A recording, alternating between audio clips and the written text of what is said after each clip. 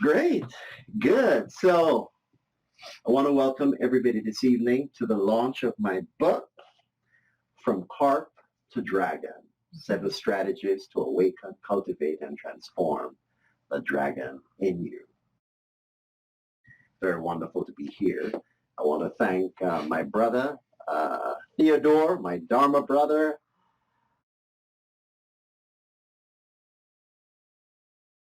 for inviting me to be here this evening to do this and for opening up this wonderful space here at Snow Lion to do this launch and do this talk. The talk is on chapter 2 of the book, and the title of the talk is Cultivating the Dragon's Mindset. I just want to give you the reason for the title of the book. When I first encountered the image of the carp leaping up the waterfall when I took up the practice of Zen meditation in my youth. Those of you who know my story know that I grew up on the gritty streets of Kingston, Jamaica. And I could have been easily swallowed up by the Rastas, the Rudies, and the rebels on the streets of Kingston, Jamaica. And I started on a vision quest. And that vision quest entailed all kind of reading, and so I found Shakespeare and Socrates, and I found Somerset Maugham and Tolstoy and Carl Jung, and so I started this whole process. I found the Bhagavad Gita. I discovered the Bhagavad Gita, and I discovered Jonathan Livingston Seagull, that nice little book. Anybody remember Jonathan Livingston Seagull? Yes. And it had such a poetic way of talking about spiritual quest.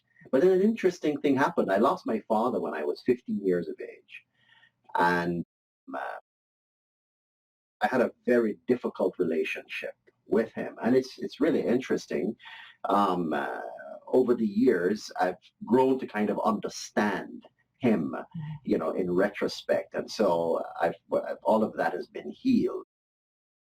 But he was a man that had a lot of pain. His mother died in childbirth.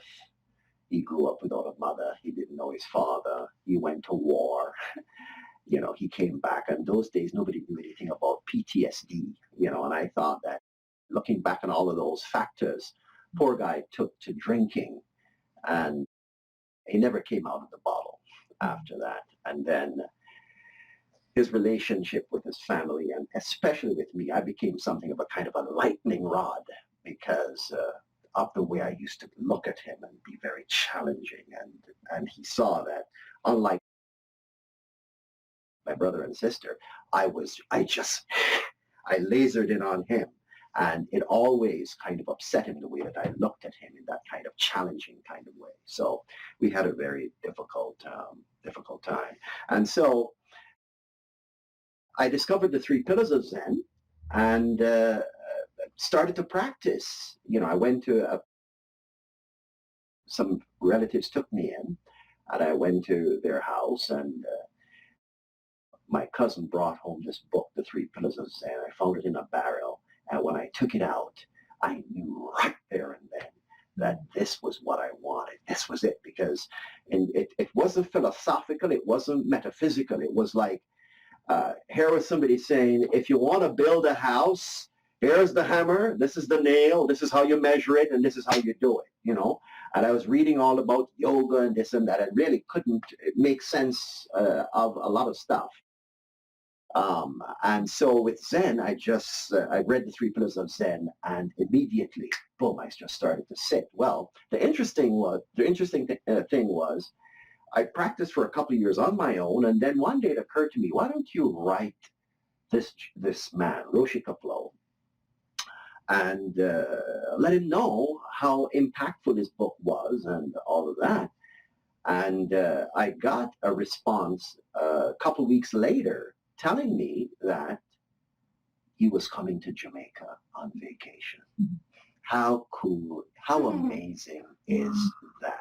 Years later, my Dharma brothers and sisters said to me, I pulled a whole Roshi down to Jamaica by myself. But my life changed from that point on because here was embodied in this human being was the possibility of living the way that I wanted to live. I wanted to be happy. I wanted to have peace. I wanted to have all of those things. And when he stood up, he embodied that in such a way. It was so palpable. I could see it. He was ageless and deathless. And I was just standing there without even speaking to me. His being spoke to me in such a way that when I left him, I vowed there and then that no matter what, if I had to walk through fire, he had something, and I wanted whatever it was that he had, and I was going to do anything possible to really get that. Well, I'm still on the road traveling, and it's been a magnificent journey. You keep, as Carlos, I think it was Carlos Castaneda say, you get on a path with heart and you walk and you look breathlessly at the vista as it changes. So that's how I got involved with Zen practice. Now, the story of the carp, in Chinese mythology, it is said that, carp would swim up the Yellow River and that you would have the waterfall in between. As they swim up, you have a waterfall and on their way to the spawning ground. And so for them to get to the spawning ground, they would have to leap up the waterfall to get over into the spawning ground. And the only way you can get to the spawning ground was to make the leap. And so only the carp that had exerted themselves to the point where they then leaped and made that transformational leap, as the miraculous thing that happened as they made the leap was that they would transform into a dragon. See, so transforming from a carp into a dragon is about making that kind of transformational leap. Now imagine a carp and we don't know the Yellow River, but let's think of a carp swimming up the Niagara Gorge. We know Niagara Falls, and you can imagine, say, a little carp looking up and seeing water thundering down, billions of liters of water thundering down, and swims up and takes off. Now, the interesting thing is that the dragon in Chinese mythology is regarded as a creature of heaven. It's unlimited in time, by time or space. The dragon represents the enlightened being, the enlightened mind. And so the dragon also represents immortality, prosperity, good fortune, and the imperial authority of the emperors. So this book is really about becoming the most magnificent person one can be, or in the words of Abraham Maslow, to become a self-actualizing person. How do we do that, right? So one doesn't just grow into a self-actualizing person. That takes work. It takes effort. Just imagine the effort of the carp swimming up and having, that just really captures that kind of effort that it has to do. As a matter of fact, what happens if we don't exert ourselves in terms of becoming the dragon, awakening then to our true nature, being magnificent? If we don't do that, then just like a spaceship, if a spaceship is seeking to break from gravity and slip, as they say, the surly bonds of Earth, they have to generate a lot of power. And the first power, that's the most power is generated in the first few minutes that they light that rocket and set it off. You can't escape gravity if you don't really kind of, and you kind of get on up like that. So if you don't exert yourself, what happens to most of us is that we get sucked down into this pit, into this a pit of mediocrity, or we get sucked down by gravity. So to transform from a carp to a dragon, based on the title of what I'm saying, is that it requires us to act. And this is why the subtitle of it is 7 strategies to awaken, cultivate, and transform the dragon in you. But it was deliberately chosen because the ACT, act. So from a carp to a dragon, 7 strategies, and if we're going to awaken, cultivate, and transform the dragon in us, then we have to act. If we're going to be magnificent, then we have to act. Now, people might ask, well, what is the dragon?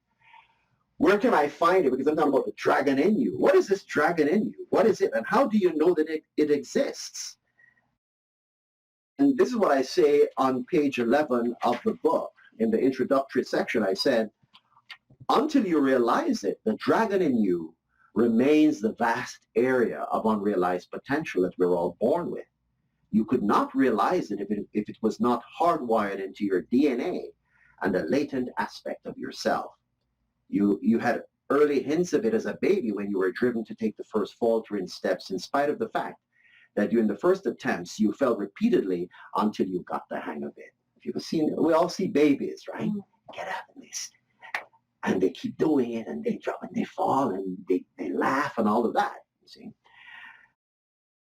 And they keep doing it until they get the hang of it, and they run triumphantly to their parents, and the parents is waiting there. And it's a triumphant thing when the kid takes that step, and it becomes now the first steps into realizing their own humanity and realizing their potential. So that's the dragon in you. It's in you. Could not be a dragon unless it wasn't a latent aspect of you. Later, as a teenager, the dragon in you expressed itself as that rambunctious, rebellious person bent on exploring the unknown, especially those boundaries and taboos that were imposed in you either by circumstances or tradition. The dragon in you dreams, imagines, wonders, what if I did that? What if I jumped off of this high bridge into the water? What if I jumped over this fence and retrieved the ball? Even though there's a sign that says, beware of dog. Am I going to kind of lose my ball, or am I going to take the risk to do that? So that's the dragon in you, that kind of drive to challenge situations. So let's talk a little bit about the dragon's mindset. What is the dragon's mindset? And what I would like to do is just to kind of define what we mean by mindset. So I use the term mindset to refer to the whole superstructure, that whole superstructure of awareness, attitudes, belief, consciousness, and mentality. The habitual thinking processes that shape how we see ourselves in relation to the world, our self-confidence, and our self-esteem. So that's what our mindset is. The dragon's mindset, however, is not just any kind of mindset. The dragon's mindset is right mindset. It's the right mindset. So if I were to ask you, what is the right mindset? How would you describe the right mindset? Throw out a couple words here. And there's no right or wrong. What's the right mindset? You're going to do something, and you want to get yourself into the right mindset and the right frame, the attitude, the belief, the habitual patterns of thinking. Motivation. Yes, you're motivated. And if you're motivated, yes. I hear a word over there. Positive. Yes, I hear positive. Yes. What else? If we have the right mindset. Energized. We are energized. Yes. Sincere. Sincere. Absolutely. Aware. Aware. Oh, beautiful, because we're going to discuss that whole thing about being aware. Trustful. And trustful, trusting in yourself. Yeah, so all of those. So we done a positive, optimistic, energetic, can do. Listen, here's an interesting thing. I am possible instead of impossible. Mm-hmm. I am possible instead of impossible. And the people say, impossible. I am possible instead of impossible. Can do. It embraces this whole concept of no limits of possibility. So when we describe, the one word to describe the dragon's mindset is to be invincible. You know that you're going to be invincible. You just have that set. There's no failure. Now, when you compare and contrast that now with the wrong mindset, what's the wrong mindset? If we look at those words, the opposite of that, we have what? Negative, pessimistic, lethargic. We're constrained by can't do this, or we're constrained by limitations. We're constrained by impossibilities. So the dragon mindset, the right mindset then, is all of the things about being positive and motivated and energized. So now the question is, the heart of this thing is, how do we cultivate the dragon's mindset? Well, when you set out on this incredible journey, because to realize your magnificence, to realize your magnificent self, to realize the dragon in you, you can be assured that the mindset of becoming a dragon doesn't just happen automatically. As we said, gravity pull you down. It doesn't. So oftentimes what we experience is doubt. Oh, we can. And I've had the privilege of reading at the Rohatsu Sesshiins in Vermont when we go there to celebrate the Buddha's enlightenment in December. And even the Buddha had doubts that he could get this supreme enlightenment that he was searching for. So sometimes we set out on a path for something, and myself, I thought, oh, I look at Roshi Kaplo and I look at my other Dharma brothers and sisters, and it took me a very, very long time to believe that I could realize the same things that they realized. So we need to look at our doubts. Now, how do we deal with doubts? We have to become aware. A lot of times, even we're walking around and we're not even aware that we're walking around with doubts inside of us. And when I say, and this is a different kind of doubt, it's a doubt that comes out of a sense of I can't, or this is too great for me to do. I can't do this. That's the kind of doubt I'm talking about. So for us to really start dealing with that kind of doubt, we have to become aware. We have to start paying attention. Here's an interesting little story. A man asked Zen master Ikkyu to write some maxims of the highest wisdom for him. Master Ikkyu took his brush and did his calligraphy and wrote the word attention. Man looks at the calligraphy and he says, "Is that all?" asked the man. "Will you not add something more?" Ikkyu took his brush and wrote twice, "Attention, attention." Man remarked irritably, "I don't see much depth or subtlety to what you have written." Then Ikkyu wrote the word 3 times running, "Attention, attention, attention." Half angered, the man asked, "What does that word attention mean anyway?" Ikkyu answered gently, "Attention means attention." This is the magnificence of Zen, because he didn't go into any philosophical questions or anything like that. It's just paying attention right where we are. Very interesting.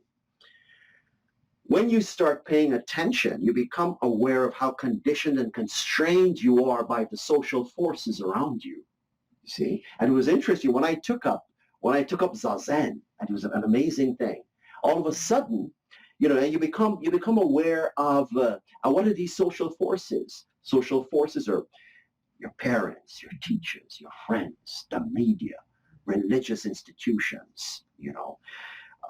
Interestingly enough, even with our parents, somebody quoted once said that your parents are those people that inflict you with the sacred wounds that you spend the rest of your life recovering from.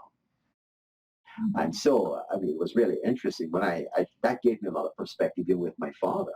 because part of the thing that really got me on the road to kind of having so much pain and anger and resentment and all that kind of stuff, and then I got on the road of kind of beginning to deal with it, you see. And so it was a sacred wound, because it was the pain of those wounds that I got that kept me on this amazing, fantastic journey. And it's turned out to be an incredible, amazing, beautiful, fantastic journey. So what are the strategies? How do we cultivate the dragon's mindset? The most fundamental strategy for me was um, that allowed me to become aware of my, as they call it, stinking thinking. My stinking thinking. You know, how I became aware of that when I started to do Zazen, and you sit in the silence. And once you sit in the silence, there's no such thing as the unconscious. Because once you start paying attention, everything inside of your system starts revealing itself. You know, so as I started to meditate, what are the images? I started to see images in my mind. You know, I remembered the memories that were repressed from ages ago. You know, I was reliving them. They just started to just bubble up from places in your out of yourself. You could hear the voices in your head, the conversations you had, the things that people said to you, the things that you say to yourself. So you're seeing the images, you're hearing the voices. And then the other things that you do is that you start feeling the habitual emotional patterns that you kind of roll around in. And so this is why my Zen teacher said that a lot of times people come to Zen to practice, to meditation practice, and what happens to them is that they feel that they're getting sicker or so. But the thing is, they start to pay attention. And so as you start paying attention, you start to become aware of how you're thinking, what you're saying to yourself, the voices in your head, the thoughts, the emotions, all of those kinds of things. You start becoming aware of your anxiety, your fears, your negative self-talk. Here's the interesting thing. Behind all of your anxieties and fears and negative self-talk is a cleverly disguised master puppeteer who is pulling the strings that you dance to. What's the name of this puppeteer, you think? A mind. Mind? It could be, yes. Any other thoughts? What's behind all that? Who is this puppeteer that is pulling our strings? Ego? We call it ego. You see, ego. Right, my friend, your ego, I have a mentor who always loves to say, your ego is not your amigo. Your ego is not your amigo. And it often disguises itself as your own voice. So even when I was reading, talking about the Buddha, and the ego disguises itself as the Buddha's own, as they say, subjectivity. Are you sure you can become enlightened today? Think of it. Sure, supreme enlightenment. So even the Buddha, same thing with us. When you start off looking to become this dragon or realize this magnificence, realize your true nature, as they say, the ego begins to bombard you with thoughts such as, who do you think you are? You know, who do you think you are? Why do you think you can succeed where so many others have failed? Yeah? You should be like such and so, who is having a good time. And I can tell you, there were times when I was in Sichin, like in the summer, and caravana is going on, or I'm thinking of my friends or at the beach or something like that, and then the ego comes and the ego says to you, Larry, you gotta be, something's wrong with you, man. People out there having fun, you know, you hear they're laughing, they're this and that, and here it is, you're sitting here in that, looking in front of this wall, and there's pain in your knees, and your head hurts, and you're just miserable. You know, you're an idiot. Get up and go. But we stick it out and we work through. It's really amazing how this ego is, because the ego will even accuse you of having too much ego. The ego itself will accuse you of having too much ego. of believing, and what it will say is, what, oh, you think you're better than so-and-so? The reason why you're trying to do this is because you think you're better than, you're better than this person and better than that person. So that's why you're doing what you're doing. In truth and in fact, it is a deadly and subtle saboteur. You see, and once you kind of begin now, as you become aware, you begin to look into the machinations of the ego. So how do you define the ego? You define the ego by being aware, as I said, of the images that are looping through your mind, the things that you're saying to yourself. I remember I used to talk to myself in very harsh terms. You idiot, stupid. And what happened afterwards, that I started to realize that I had introjected the voice of my father and the voice of those people so those were the voices that I had inside of me, that, and started to have those voices run me. You introject those voices. What are the emotions that course through you on an ongoing basis? What comes with that is that you have resentment, you have angers, you have fears, you have all of that kind of stuff. So that's what the awareness does. Now, once you identify these things, you can begin a rewiring and reconditioning process. And this entails replacing negative images with positive images. We talk about positive visualization.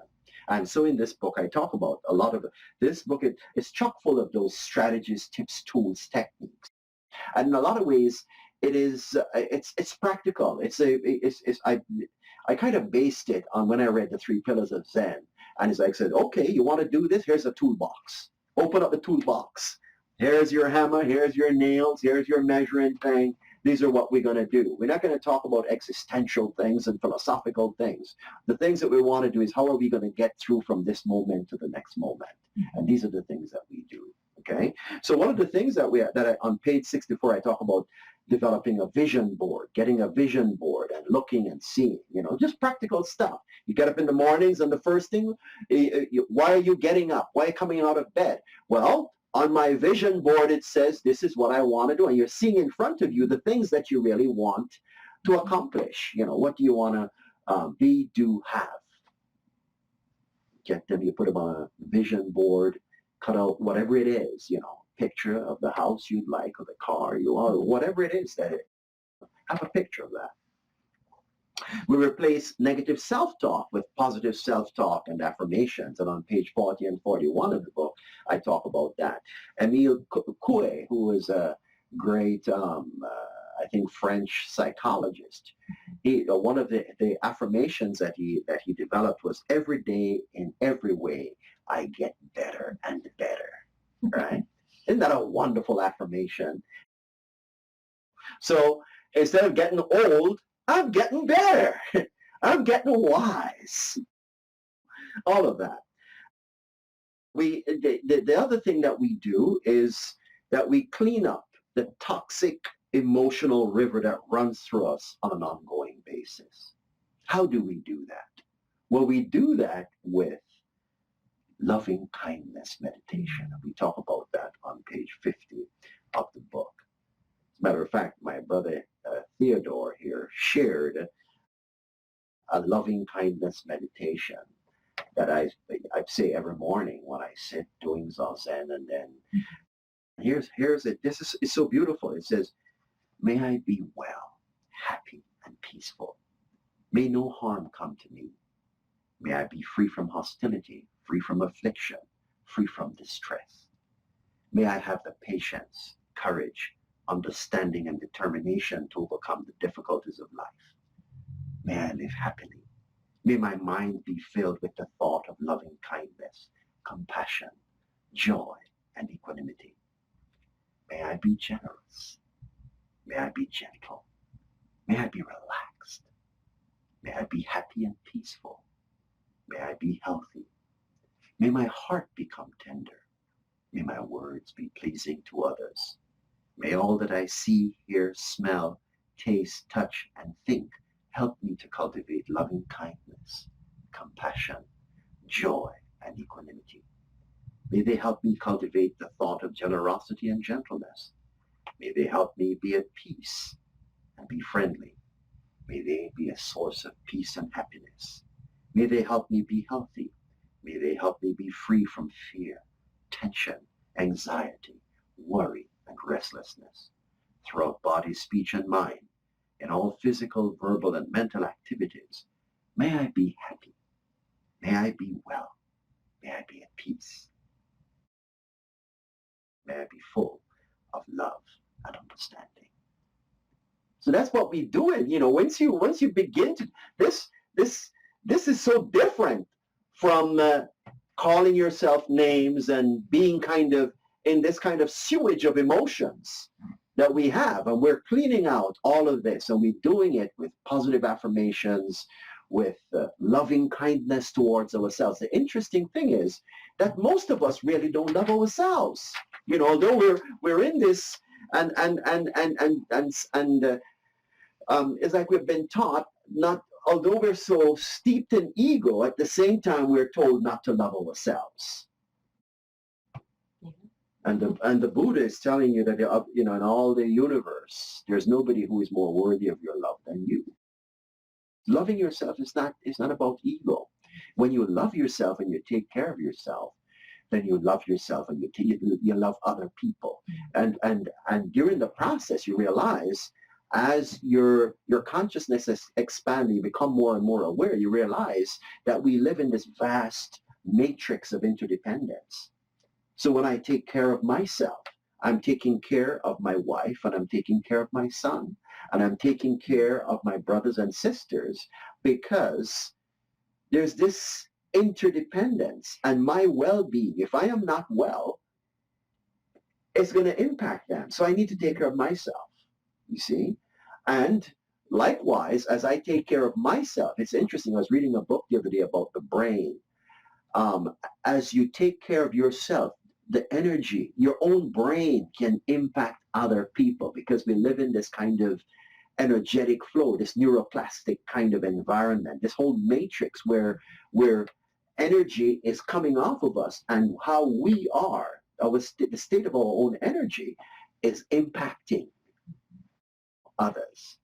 So the best thing that you can do for yourself to cultivate this dragon's mindset is to center yourself and to love yourself and to develop that kind of composure and that compassion and that peace within yourself. And then, as I say, as I become more and more aware, my own mission statement now, as I say, is to be a conduit of light and joy to every girl and boy, no matter what age or context or wherever they are in the world. So whenever I get up and I have this big burst of sunshine that I have on my page, and when I look at that, boom, that is my mission statement. My mission statement is to be a conduit of light and joy to every girl and boy. And sometimes when I get irritable and whatever, I remember, what is my mission statement? My mission statement is to be a conduit. That's what a bodhisattva is. That's what a bodhisattva is, to be a conduit of light and joy. When we replace negative images with positive images, negative self-talk with positive self-talk, and clean up the toxic emotional river that runs through us, we gradually cut the strings of the puppeteer. And when you're no longer dominated by the ego, you start residing in the self, the big self, the big self. That big self manifests itself as a dragon. How big are you? This big. That's how big you are. Can't be contained. Does all of this happen magically? No. You don't just snap your finger and magically you become the dragon. That is latent in you. Your ego, which is not your amigo, is always looking for ways to derail you. And you don't fight it head on. You work with the ego with a certain kind of spiritual aikido. You got to work with the ego. That's how you kind of, if it's a puppet and it's doing its own thing, you got to be as wily as the ego too. Don't fight it head on. See? You use the ego against itself. So you use the ego as a whetstone to sharpen your own perseverance. So every time the ego tells you this or that, and this is so the dragon's mindset is the mindset of this that's invincible. It is invincible. So there's nothing that can prevail against you because now you know the machinations of the ego, and now you know how to deal with it. The engine that powers the will to really stand up to the ego is faith. And the dictionary defines faith as unshakable belief, confidence, trust. This confidence or belief, it can be in a person or principle or process. So here's one of my principles. Here's Larry's principle. I engage in the perversity of persistence because of the persistence of perversity. Mm-hmm. Let me say it again. I engage in the perversity of persistence because of the persistence of perversity. Took me a very long time to really see into the matter, you know. When we come to Zen practice day, we get a call and we work to be a very long time. And the longer I worked at it and the longer I was rebuffed, it's the more I bit down. You know, I'm not letting go. So the more I fail, that's the perversity of persistence. Because that, you know, people tell you, you're an idiot. What are you doing this? You know, your own ego is saying, man, you're a loser. You know, look at so-and-so. Look at Brother Theodore. Look at me. And we compare ourselves in different kinds of ways with other people, you know. But the more that happens, then you realize that you have to bite down a little bit more. Because the reason why that is going on is because perversity is persistent. And this is why even in Zen practice, you never stop practicing. We practice for a lifetime. And we practice for lifetimes and lifetimes. There's no end. There's really no end to it. The other way in which we build this persistence is to look at the examples of inspirational figures. You know, we had Nelson Mandela, 27 years in prison. I think that was what really honed him to be in that prison cell. It was like he was practicing Zazen. He's in that prison cell on Robben Island, thrown all by himself. He could have gone mad. He could have come out angry, all kinds of things.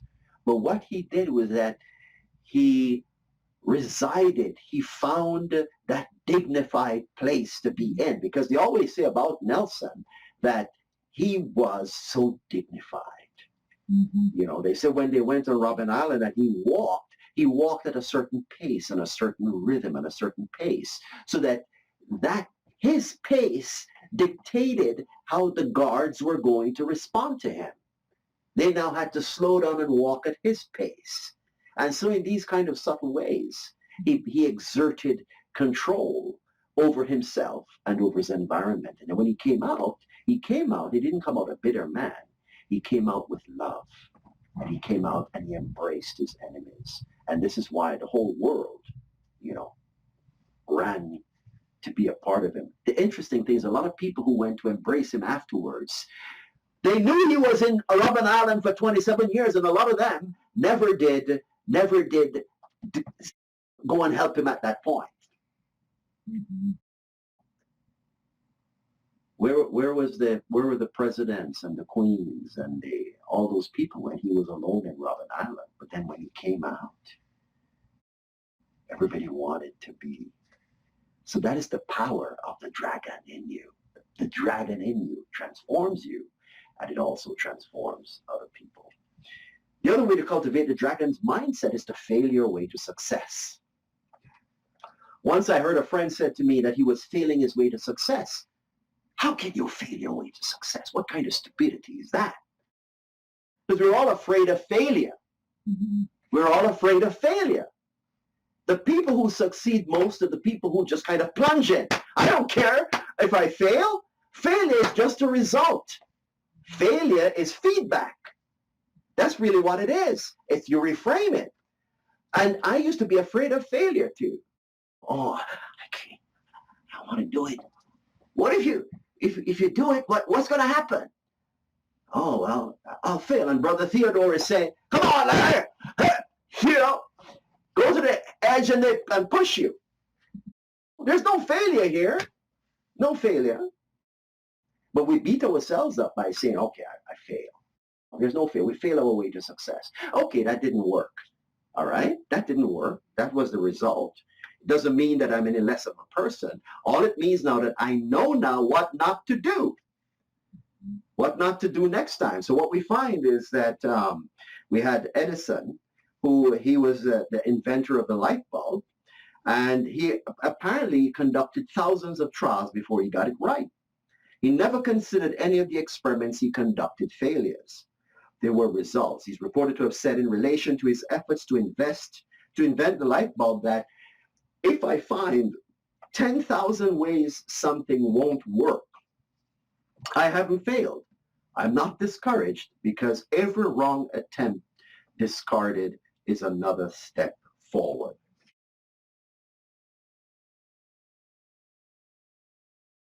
That's an amazing way to look at it.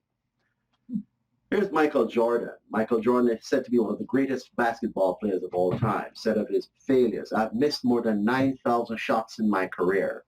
I've lost almost 300 games. 26 times I've been trusted to take the game-winning shot and missed. I've failed over and over again in my life, and that is why I succeed. So the paradox, completely embrace the paradox. Throw yourself in there. Do it, because life is short. And if you want to get over that waterfall, you got to swim. Don't think that the first time that the carp tried to go over that waterfall that it just sailed. It was easy sailing. No. Goes up. Boom. Water knocks it into something. Sits there. Maybe the other carp and the let's say, look at that idiot. Trying to get over a waterfall. But maybe there's one carp there who decided, you know what? I'm not going to stop. They might think I'm crazy. And so that carp tries and tries and tries until it gets over the waterfall and becomes a dragon. Mm-hmm. It's unlimited. Now it can look down. It can fly. What is happening to the other carp down there? Fishermen are coming and hooking them and pulling them out to eat them. They'll never be dragons. They'll be somebody's meal. That's what we're talking about. So in summary then, in closing, the dragon's mindset is that whole complex of right attitudes, beliefs, and thought patterns that contribute to high self-esteem and self-confidence. It cuts through all the mental and emotional obstacles that stand in your way. To build the dragon's mindset that is impervious to failure, these are the things. Just recap what we have to do. Meditate to develop awareness. Remove the power of the puppet master, the ego. Use positive visualization. Engage in positive self-talk. Practice loving kindness for yourself and others. And fail your way to success. These are just some of the strategies, tips, tools, and techniques that I've shared in this book.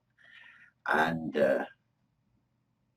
it represents to a large extent, how many years of maturation and so. And it's a practical book. It's spiritual in some ways, psychological, but more than anything else, it's practical. And I've been told it's a very easy read. So that is it. So thank you for listening to me.